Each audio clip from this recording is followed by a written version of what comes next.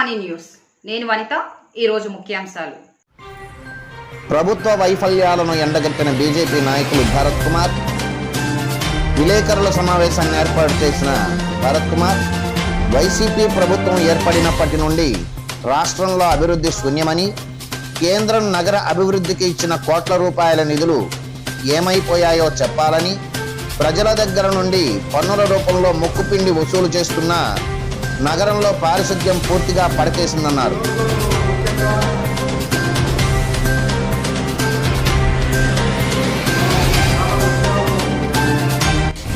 ముఖ్యంగా వైఎస్ఆర్సీపీ ప్రభుత్వం వచ్చిన తర్వాత ఈ రాష్ట్రంలోనే కాదు, ఈ జిల్లాలోనే కాదు, ఈ యొక్క కార్పొరేషన్లో అతి భయంకరమైనటువంటి విషయాలు చాలా ఉన్నాయి. ముఖ్యంగా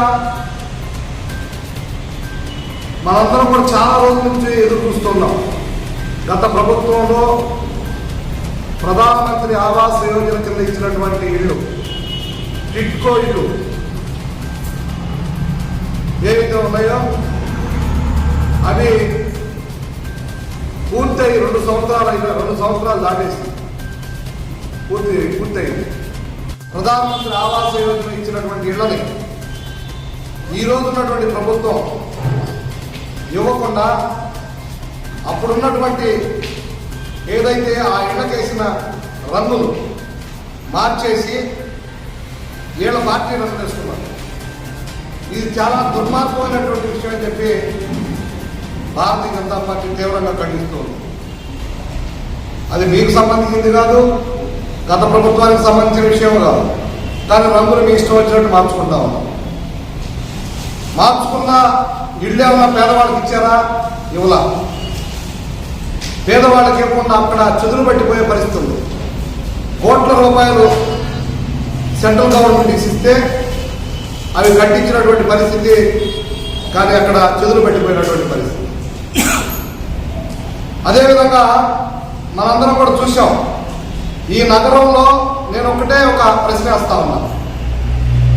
ఎమ్మెల్యేలు కావచ్చు, కలెక్టర్ కావచ్చు, అదేవిధంగా కమిషనర్ కావచ్చు, అధికారులు అందరూ కూడా సాయంత్రం 6:30-7 గంటల తర్వాత 7 గంటల నుంచి 8 గంటల దాకా ఒక్క దగ్గర పార్కుల దగ్గర కావచ్చు, నగరంలో ఎక్కడైనా సరే నిలబడి 1 గంట దోమల్ని చంపకుండా ఆ దోమలకు 1 గంట నిలబడమని చెప్పండి. అంటే ఈ విషయం ఎందుకు చెప్తా ఉన్నానంటే, అధికారులు పరిపాలన మర్చిపోయారు. ఈరోజు ఈ యొక్క నగరంలో ఎక్కడ చూసినా విపరీతమైన దోమలు. వాకింగ్ చేసేది నామకే వాస్తే. వాకింగ్ చేయడానికి వైఎస్ఆర్సీపీ స్ట్రీట్ లైటర్ వస్తాడు ఒక ఆయన వస్తే ఆయన ఓపెనింగ్ చేయాలి. ఆయన కూడా మరి మనకు తెలియదు. అధికారులు ఆడకపోయారో తెలియదు, కమిషనర్ ఆడకపోతున్నాడో తెలియదు. ఎక్కడ చూసినా విపరీతమైనటువంటి దోమలు. ఆయిల్ బాక్స్ వేయట్లే కాలంలో. కేంద్ర ప్రభుత్వం ఇచ్చినటువంటి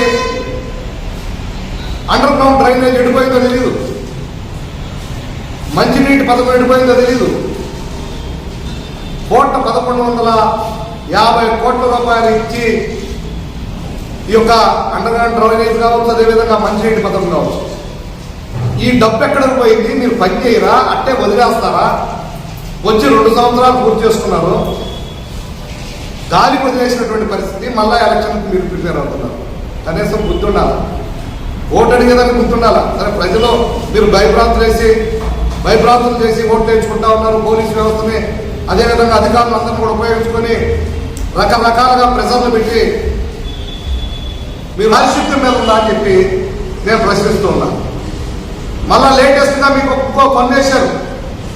ప్రజలందరికీ పన్ను వేస్తూ ఉన్నారు.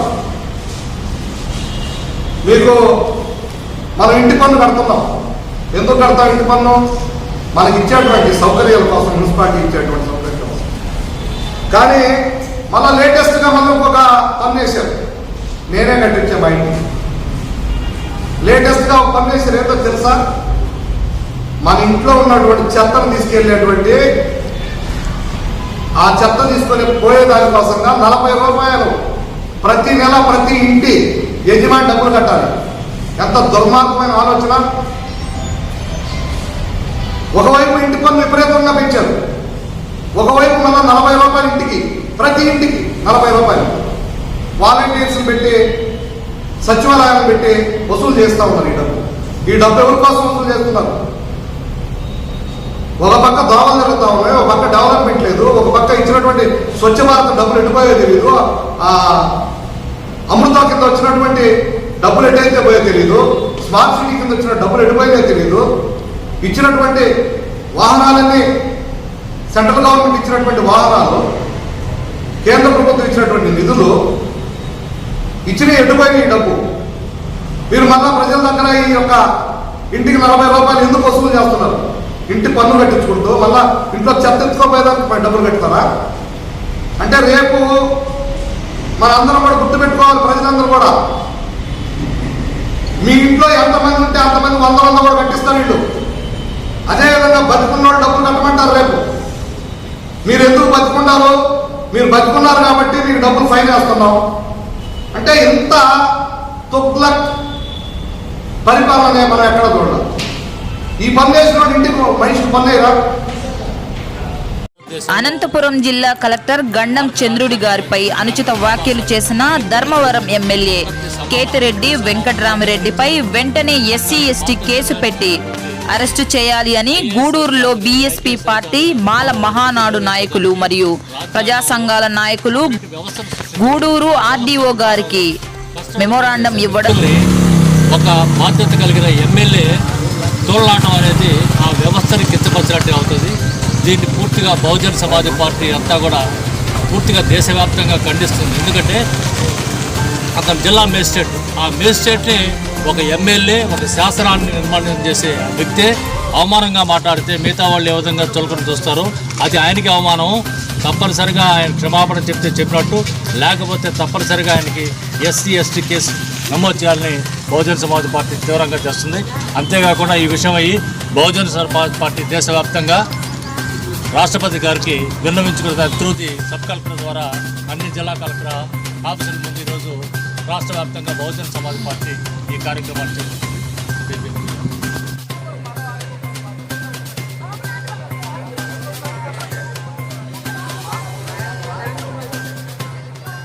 విజయనగరం పట్టణంలో స్థానిక ఎల్లమ్మ గుడి రంజనీ సినిమా థియేటర్ రోడ్డు నుండి సింహాచలం మేడ వరకు మహారాజా వారి కోటగోడ ఆనుకొని ఉన్న నిరుపేద కుటుంబాలకు చెందిన పూలిపాకలను, సిమెంటు రేకు షెడ్లలో నివాసం ఉంటున్న నిరుపేద కుటుంబాలను మాన్సాస్ అధికారులు పోలీసు వారి సహాయంతో, జేసీబీ సహాయంతో ఖాళీ చేయిస్తున్నారు.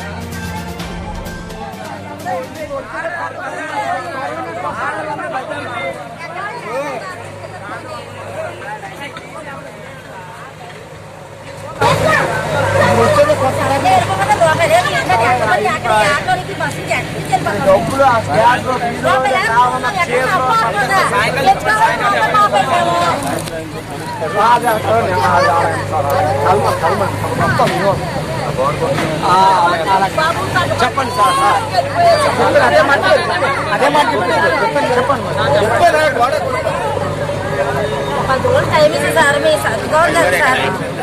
సాయంత్రం హైదరాబాద్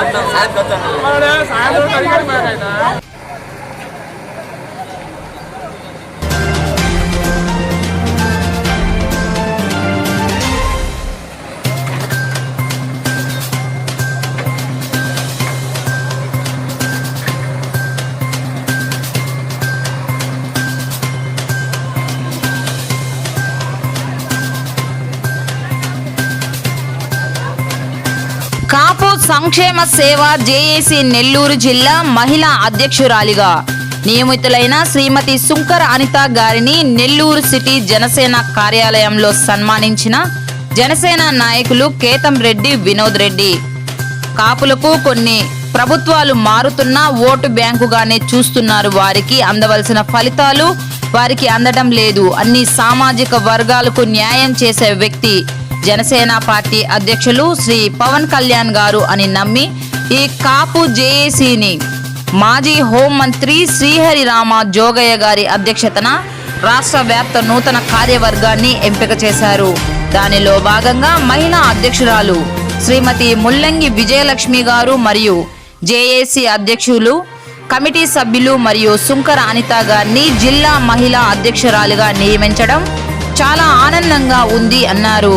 జనసేన పార్టీకి ఎప్పుడు వెన్నుదన్నులా పనిచేయాలని, అదేవిధంగా కాపు మహిళల హక్కుల కోసం పోరాడాలని, నెల్లూరు జిల్లా కాపు జేఏసీ పనిచేయాలని సూచించారు. పై కార్యక్రమంలో జనసేన పార్టీ నాయకులు పావుజెన్ని చంద్రశేఖర్ రెడ్డి, బొబ్బేపల్లి సురేష్ నాయుడు, మహిళా నేతలు పోలవరం రెడ్డి ఇందిరారెడ్డి, షేక్ ఆలియా, చింతంరెడ్డి శిరీషారెడ్డి, పి లక్ష్మి మరియు చెరుకూరి హేమంత్ రాయల్ తదితర నాయకులు పాల్గొన్నారు.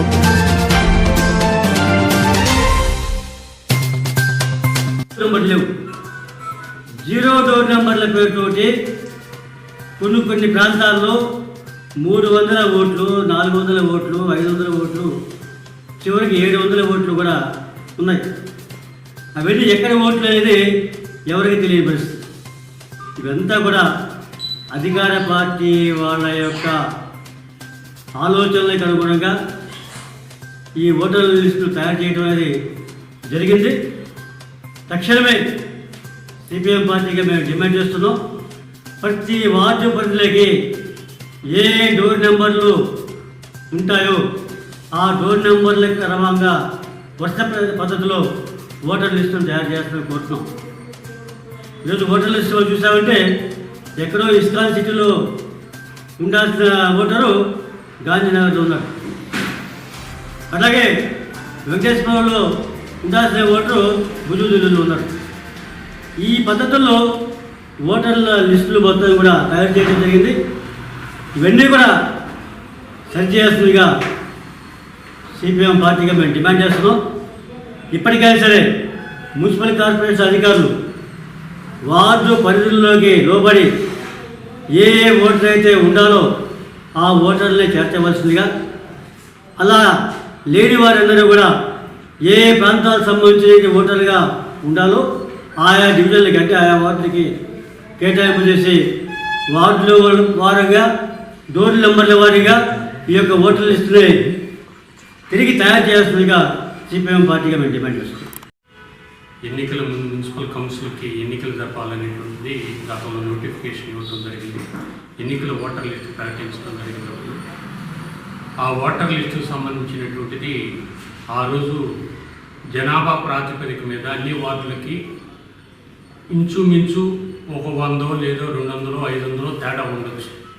కానీ ఒక వార్డులో 5,000, ఒక దాంట్లో 6,000, ఒక దాంట్లో 10,000 ఆ లెక్కన గతంలో ఇవ్వటం, దాన్ని సరిగా లేదనేటువంటిది కోర్టుకి తెలుగుదేశం పార్టీ వాళ్ళు పోవడం జరిగింది. వాటిని అన్నీ సరిచేసి ఇవ్వాలనేటువంటి కోర్టు చెప్పడం జరిగింది. అయితే మున్సిపల్ అధికారులు సరిచేసామని చెప్పి కోర్టులో చెప్పడం జరిగింది. అయితే ఈరోజు కూడా వాళ్ళు అనుకున్న పద్ధతుల్లోనే, పాత పద్ధతుల్లోనే ఓటర్ లిస్టు ప్రకటించడం జరిగింది. అయితే ఈరోజు ఏదైతే గతంలో 2011 జనాభా లెక్కల ప్రకారం ఇప్పటికీ జనాభా పెరిగింది. యావరేజ్న ఒక్కొక్క ఒక్కొక్క వార్డుకి, ఒక్కొక్క డివిజన్కి ఈరోజు 10,000 ఓటర్లు ఉంటారు. కానీ ఒక డివిజన్లో 6,000, ఒక డివిజన్లో 5,000, ఒక డివిజన్లో 14,000, ఒక డివిజన్లో 12,000, ఇట్లా వేరియేషన్ ఎక్కువగా ఉంది. అదే పద్ధతుల్లో ఎగ్జాంపుల్ ఒక మాజీ కౌన్సిలర్గా ఉన్నటువంటి బాషుది, ఆయన 15 డివిజన్లో ఉన్నాడు, ఆయన 16 డివిజన్లో చేర్చాడు. ఇట్లా గతంలో 16 డివిజన్లో ఉండేటువంటి వాళ్ళని 5వ డివిజన్లో చేర్చి ఉన్నారు. ఇట్లా అనేక దగ్గరలో వాళ్ళకు అనుకూలంగా పాలక వర్గం, రెండోది ఈరోజు ఉన్నటువంటి అధికార పార్టీ రిజర్వేషన్ కోసం ఏదైతే ఈ పద్ధతి అవలంబిస్తున్నారో ఇది సరైనటువంటిది కాదు. అందువల్ల మొత్తం కార్పొరేషన్ యొక్క జనాభాని తీసుకొని ప్రతి వార్డుకి సమానంగా ఒక 500 తేడా ఉండొచ్చు, కానీ వాళ్ళకి అనుకూలంగా ఈరోజు ఈ విధంగా చేయటం సరైనటువంటిది కాదు. అది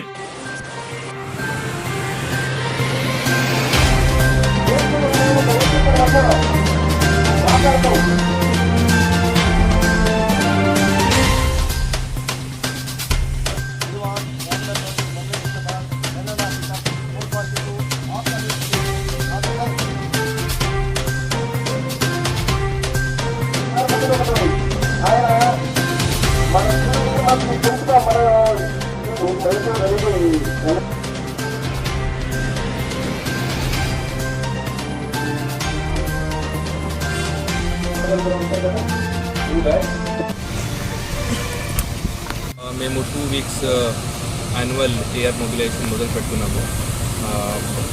ప్రతి ఒక్క డిస్ట్రిక్ట్ పోలీస్లో యాన్యువల్ ఏఆర్ మొబిలైజేషన్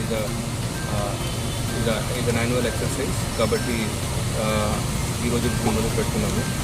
మామూలుగా ఇది జనవరి నెలలో చేసుకోవాలి, కానీ జనవరి ఫిబ్రవరి మేము ఎలక్షన్లో బిజీ ఉండడం వల్ల జనవరిలో చేయలేకపోయాము. But March is also good month to conduct and AR mobilization. అందులో ఏఆర్తో పాటు సివిల్ సిబ్బంది కూడా మొబిలైజేషన్లో పార్టిసిపేట్ చేస్తారు. అందులో ముఖ్యంగా మేము ఆపరేషనల్ రెడీనెస్తో పాటు ఫిజికల్ ఫిట్నెస్ అండ్ రకరకాలుగా డ్రిల్స్, ఫైరింగ్ ప్రాక్టీస్ అని మళ్ళీ ప్రాక్టీస్ చేస్తాము. Because police is the front line force కాబట్టి we need to be always ready for operations. So దానివల్ల ప్రతి సంవత్సరం ఇది కండక్ట్ చేయడం జరుగుతుంది. I will be focusing on different aspects of policing, especially riot gear, తర్వాత ఫైరింగ్, డ్రిల్స్, పరేడ్. నెల్లూరు నగరపాలక సంస్థకు జరగబో సాధారణ ఎన్నికల నోటిఫికేషన్ విడుదలకు ముందుగానే ఓటర్లకు సంబంధించిన మార్పు చేర్పులకు అవకాశం కల్పిస్తూ అర్హులైన ప్రతి ఒక్కరూ ఓటు హక్కు వినియోగించుకునేలా పటిష్టమైన ప్రణాళికలు సిద్ధం చేస్తున్నామని కమిషనర్ దినేష్ కుమార్ ప్రకటించారు. ఓటర్ల నమోదు సమస్యలు, వార్డుల పునర్విభజన అంశంపై అన్ని రాజకీయ పార్టీల ప్రజాప్రతినిధులతో కార్పొరేషన్ కార్యాలయంలో శుక్రవారం సమావేశం నిర్వహించారు. ఈ సందర్భంగా కమిషనర్ మాట్లాడుతూ ఓటర్ల సమస్యలను పరిష్కరించేందుకు అన్ని వార్డుల్లో ప్రత్యేక ఓటర్ కేంద్రాలను ఏర్పాటు చేసేందుకు సూచిస్తున్నామని తెలియజేశారు.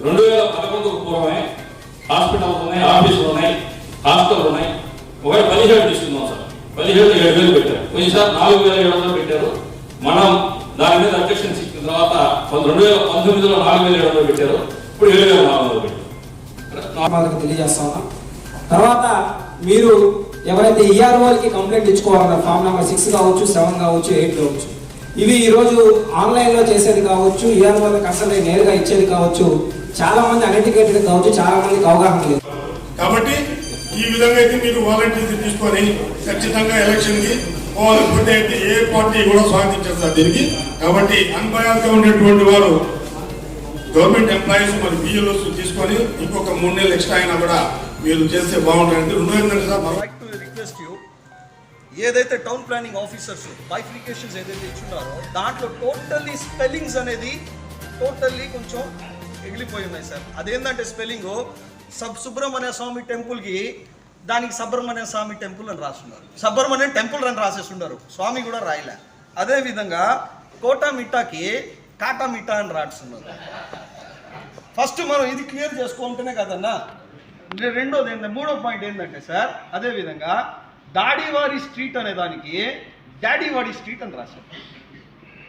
సో ఇదేంటంటే ఇది కొంచెం మీరు మీ కన్సర్న్కి తీసుకోండి ప్లీజ్. ఐ రిక్వెస్ట్, ఇదేంటో ఉందో దానికి మీరు చేంజెస్ చేయాలండి first of all. Second thing sir, 41 ward last time the vote was అప్పుడు వచ్చేసి ఆ ఓట్లు 7,000 చిల్లర ఉండింది, ఇప్పుడు వచ్చేసి 5,582 పడిపోయింది. 41 వార్డ్ సార్, ఇది based on the Muslim minority wards, దాని గురించి నేను మాట్లాడుతాను. 43 వార్డ్ అదే దానికి 10,210 ఓట్లు ఉన్నాయి. దీన్ని మీరు కంపారిజన్ చేసుకుంటే 41లో ఉండే వార్డ్స్ దీంట్లో కలిపోయి ఉన్నాయి, 43లో ఉండే వార్డ్స్ 41కి పోయి ఉన్నాయి. ఎంత డిఫరెన్స్ ఉన్నాయంటే అంత డిఫరెన్స్ ఉంది. ఇది మీరు ఒకసారి మీ కన్సర్న్ని తీసుకొని దాని గురించి మీరు ఒకసారి ఆలోచించుకోవాలి. అదేవిధంగా ఏదైతే బౌండరీస్ మీరు ఇచ్చున్నారో 43లో కూడా అదే బౌండరీ ఉంది, 41లో కూడా అదే బౌండరీ ఉంది. అది కూడా మీరు ఒకసారి కన్సర్న్ మీ దగ్గర చూసుకొని అది కొంచెం క్లారిఫికేషన్ చేయాలి. 41st and 43rd 43 ward maps చూసారా? యా మ్యాప్స్ చూసారా? యా మ్యాప్ చూడలేదు సార్. గజెట్ మీరు ఏదైతే ఇచ్చున్నాడో దాని మీద ప్రకారం అదొకసారి ఎందుకంటే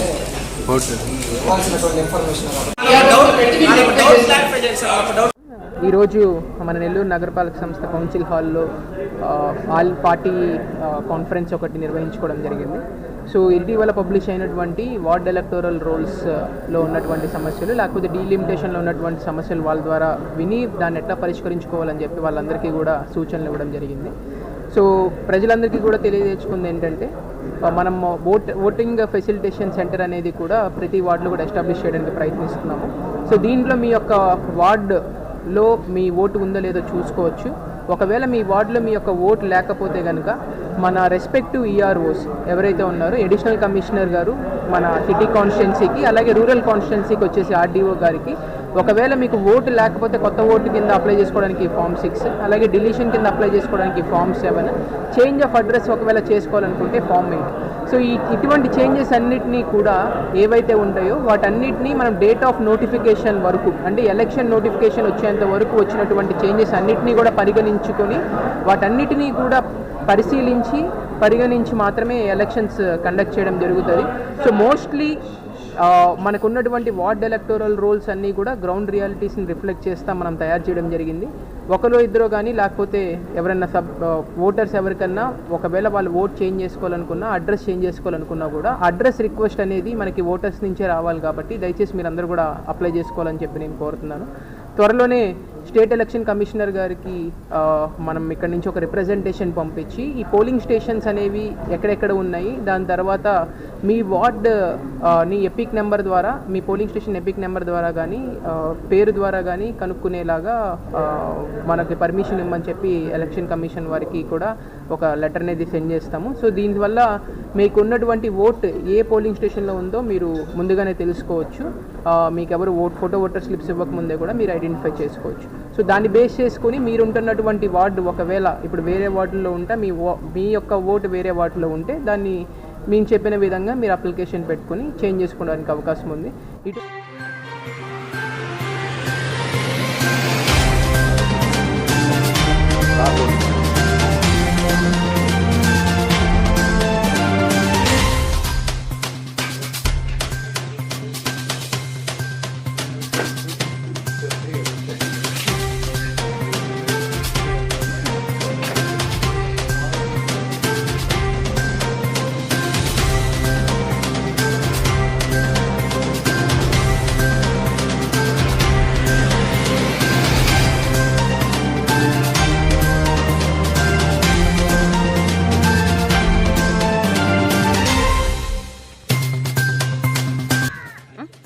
ఇప్పుడు ఎన్ని గంటలు 12 గంటలప్పుడు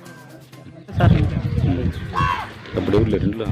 ఎవరు లేరు సార్, మేము ఆ ఇంట్లో పడుకున్నాము. ఈ ఇల్లు ఒకటే ఉన్నాం సార్, ఊరికే ముందుకు లాగున్నాము. మేము ఆ ఇంట్లో పడుకొని, అమ్మాయి నేను మేము ఆ ఇంట్లో పడుకున్నాము. కొడుకు తిరణాలు చేస్తుంటే మడిగాళ్ళు అక్కడికి వెళ్ళి ఉన్నాం. చెయ్యను 2 జతల కమ్మలు, ఫోన్ పోయింది అనుకున్నాం, ఫోన్ ఉంది 5 అడుగులు.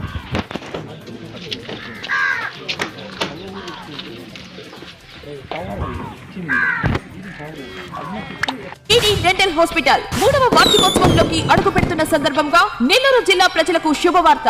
జనవరి 23వ తేదీ నుండి ఫిబ్రవరి 15వ తేదీ వరకు అన్ని రకాల దంత చికిత్సలపై 30% వరకు రాయితీ ఇవ్వబడును. మా హాస్పిటల్ నందు అన్ని రకాల దంత సమస్యలను MDS డాక్టర్లచే చూడబడును. పంటి నొప్పిని కేవలం 10 నిమిషాలలో తగ్గించబడును. కేవలం 2 రోజుల్లో ఫిక్స్డ్ దంతాలను అమర్చబడును. ఎత్తు, వంకర మరియు దంతాల మధ్య సందులు కలవారికి ప్రత్యేక చికిత్స. నెల్లూరు నగరంలోని దొడ్ల కౌసల్యమ్మ మహిళా కళాశాల దాతలు వదాన్యులైన కీర్తిశేషులు దొడ్ల కౌసల్యమ్మ పవిత్ర జ్ఞాపికగా వారి కాంస్య శిలా విగ్రహ ఆవిష్కరణ కార్యక్రమానికి ఇచ్చేయవలసినదిగా కళాశాల పూర్వ విద్యార్థులకు మరియు మహిళా విద్యకు, మహిళా సాధికారితకు ఆ రోజుల్లోనే పెద్దపీట వేసిన సరస్వతి నిలయమైన DKW కళాశాలను మరోసారి సందర్శించి పునీతులు కావలసిందిగా పూర్వ విద్యార్థులకు, అదే సమయంలో ఆ కళాశాలలో పనిచేసి ఎందరో మహిళల జీవితాలకు మార్గదర్శకత్వం నిర్వహించిన కళాశాల పేరు ప్రతిష్టలను ఇనుమడింపజేసిన పూజ్యులైన అధ్యాపకులందరినీ ఆహ్వానిస్తున్నారు. ఆ కళాశాల పూర్వ విద్యార్థుల సంఘం సెక్రటరీ కుసుమ కుమార్. ఎక్కడెక్కడ ఉన్నారో వీలైనంత వరకు నెల్లూరు టౌన్లో ఉన్న వాళ్ళు హైదరాబాద్ మెడ్రాస్ అంతా కూడా మేము అనౌన్స్ చేస్తున్నాం ముందు. మీరందరూ వచ్చి సహకరించి మాకు ఈ కార్యక్రమం జయప్రదం చేస్తారని ఆశతో మీకు ఈ విధంగా తెలియపరుచుకుంటున్నాను. మీరందరూ తప్పకుండా వస్తారనే ఆశతో మీ అందరి కొరకు ఎదురు చూస్తుంటాను.